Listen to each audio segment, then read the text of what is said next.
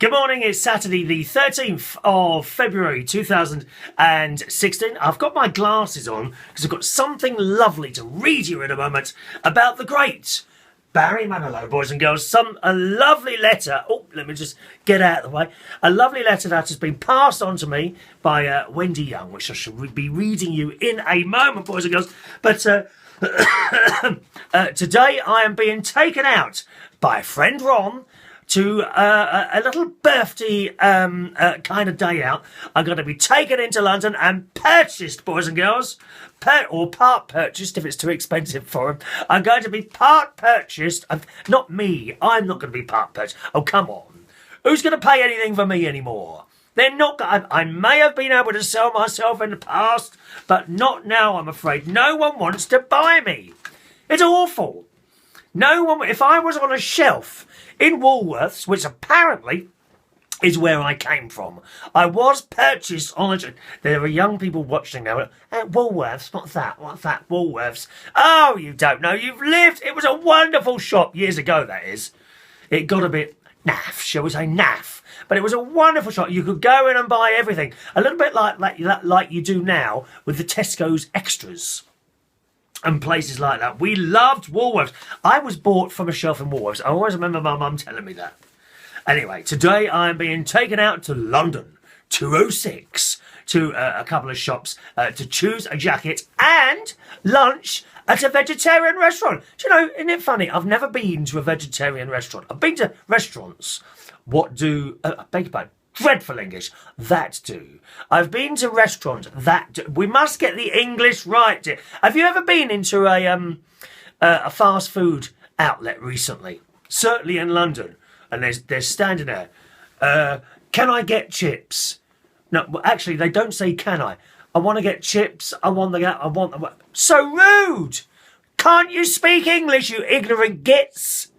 Dear me. May I have a portion of chips, please? And may I have a piece of fish to go with that? Thank you very much. No, can I get chips and fish? Oh, rudeness. You can't speak anymore, do you? Thick. Learn the Queen's English, dear. That's what I say. Now, where was I now? Oh, yes. So we're going to have a look at some jackets and things. I shall be purchased or part purchased a jacket to that. A vegetarian restaurant. Never been to one.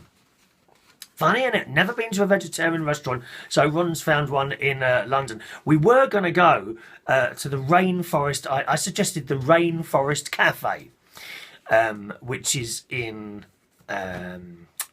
Piccadilly. And the reason I chose that was I was driving past there the other day on the way to work. And I happened to go past it. Well, I'm going there because I went to one years ago at Disney in Paris. There's like a place... Excuse me, I've got itchy eye this morning. There's a place in Disney Paris. So you've got the two theme parks. And then there's another area where there's like lots of shops and restaurants. I think it's called Disney Village or something like that. One of the things on there is... itchy eye this morning. Is a Rainforest Cafe. And I went there, I suppose about 7 or 8 years, perhaps a little bit longer than that, years ago. And I quite enjoyed that. And it's all like trees and water and that. The only thing is, most of it's not real.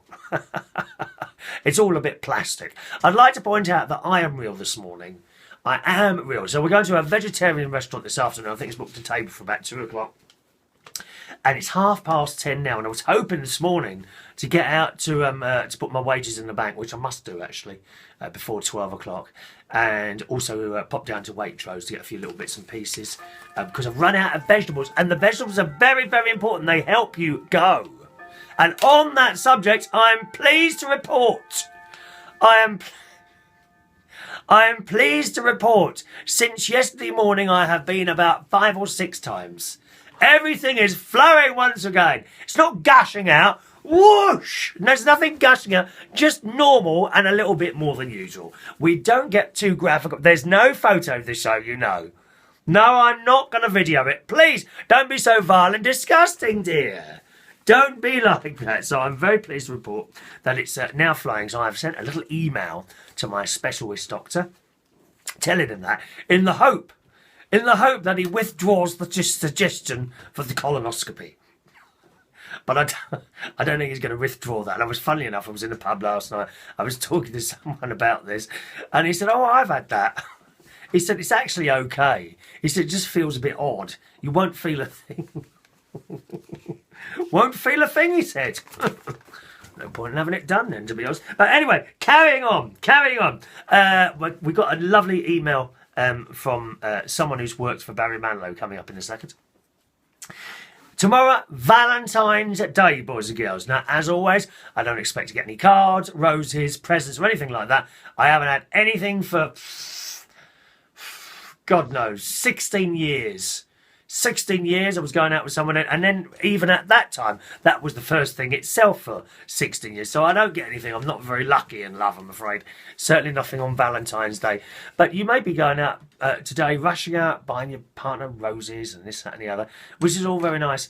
I gather at Aldi you can get like 10 roses for £5, which is reasonable, I suppose. The florists are very, very expensive to buy stuff from. On the other hand, a lot of florists almost run on days like Valentine's Day and things like that. The rest of the year, they make hardly any money at all. So, you know, you take your choice, really. What I would say is, yeah, go to the florist or the garden centre, but leave it a couple of days. Does it have to be tomorrow? Does it have to be tomorrow when some of these places are, I'm sure places like Aldi and, what was the other one? Did I say anything else? Lidl, I don't know if Lidl will do it. Aldi doing these 10 roses for £5. I'm sure they will sell out very, very quickly. So if you can't get them, why don't you just wait a couple of days? So I've not been able to get to the shop, but I do love you. And then you can have one of those really long kisses with tongues in mouths. I wish I could have one of those.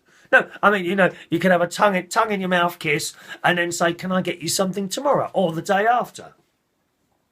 Maybe take someone out for a meal and that then, and then you won't get stung with these horrendous prices that you hear people spending on Valentine's Day. So don't do it on Valentine's Day. Just wait a couple of days. I don't think you should not do it at all. You shouldn't not do it at all. There's a couple of people I know who say, "Oh, I don't believe in Valentine's," so they don't get the partners anything at all. I think that's a bit harsh. It depends what you believe in, really. But, it is a commercial thing. But to not actually get anything at all, or tell them anything special, or take them anywhere special, just because you don't believe in it, I don't think that's good. And I don't believe in it, but if I had someone, I'd certainly do something with them for Valentine's Day. So, share the love. Two hearts beating as one forever. Now that's a soul number that you probably will never have heard. It was one of Tony Blackburn's songs in the 80s, not one that he sung. Look that up on YouTube. I think it's there. Oochie Brown, O-U-C-H-I, Oochie Brown, two hearts beating as one. Two hearts beating as one forever. It's lovely, lovely. Oh, do you want to have a little snippet on here? No, I won't give you a snippet on here because I've got my letter standing by to be read out. Talking of roses, flowers, that my pink thing's out. I have one more of those, a red one, which is in the bedroom, and that itself is about to flower, probably by the next show. So I'll swap that over for the red one on the next show. Okay, we've got the pink one. And they don't last very long. These flowers, they don't seem to last longer than a week. You get about a week, and then it dies, and then you have to leave the all the green bits and that there, right? And they have to die down, and then you take the bulb out, store it for a while, and then plant it again, and it comes up again, and which is quite nice.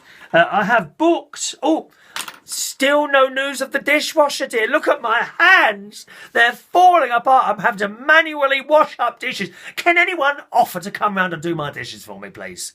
There must be some, reasonable looking lad wanting to come round about 30 years old, who can stand there at my sink in a pair of white shorts and a little white sparkly vest during my dishes. Is that sounding a bit pervy? Is it? Is there any lad that is volunteering to come round? I'll do you a nice meal. There won't be any bread because I'm not eating bread at the moment because it is Lent. People were tempting me last night, boys and girls. There was a man, very nice man actually. His name's James T. He comes into the pub generally every Monday and Friday to do the carrot. He was on his own last night. I don't know where his friends were last night, but he had cakes. He said, "Do you want one of these?" Because I said, "I cannot eat cakes. It's for Lent." He said, "Go on, have one." I said, "You are the devil tempting me. Back. He was tempting me with cakes, but I wasn't tempted. I was strong-willed, boys and girls. I was on a high last night because I'd started going, as I mentioned at the beginning of the show. I was starting to worry quite a lot. You know, if you don't go, oh, come on, you mustn't push, dear, don't push. Yes, he was tempting me. He was tempting me like the devil himself with cakes, dear. Cakes. Shocking. So that was last night. A nice light last night. But no dishwasher. Look at my hands. They're starting to get hard and rough. Hard and rough. Oh, so that's that. I'm going to see a classical concert. Classical concert, 1812 Overture, they're doing bits from last night at the Proms and things like that at the Royal Albert Hall with music, lights and fireworks. How exciting is that? That's next month in March because I've got a day off. And I saw this thing advertised in the Metro newspaper. So looking forward to that. A classical concert at the Royal Albert Hall, dear. Oh, that's where I should be doing my shows, at the Royal Albert Hall. We'll do something from in there, okay, for a love. Now, finally today, the lovely Wendy has sent me this post from Facebook's that was posted by a guy called Tony Emia. Okay? And he writes, for many years, this is about Barry Manilow, who's not been well recently, but he's better now and recovering. Something wrong with his mouth, I gather. For many years, I've been a corporate limo sedan driver in northeast Ohio. I've driven Mr. Manilow many times when his entourage came to Cleveland. He and all the associates who travelled with him were always very polite and very kind to me. In fact, throughout all my years driving many entertainers, he gave me the biggest cash gratuity that I've ever received in my life. After a December show in Cleveland, we had a huge winter snowstorm and his personal jet was grounded. He was due in Detroit for a show at the Palace and was between a rock and a hard place. His assistant came down to see me and asked if I would drive them to Detroit. I said to make it there we would have to leave the hotel within 20 minutes. Not a problem, they said, and away we went. It snowed so hard you could barely see one car ahead of you. Turned out to be the worst storm of the season. But we made it. 4 hours.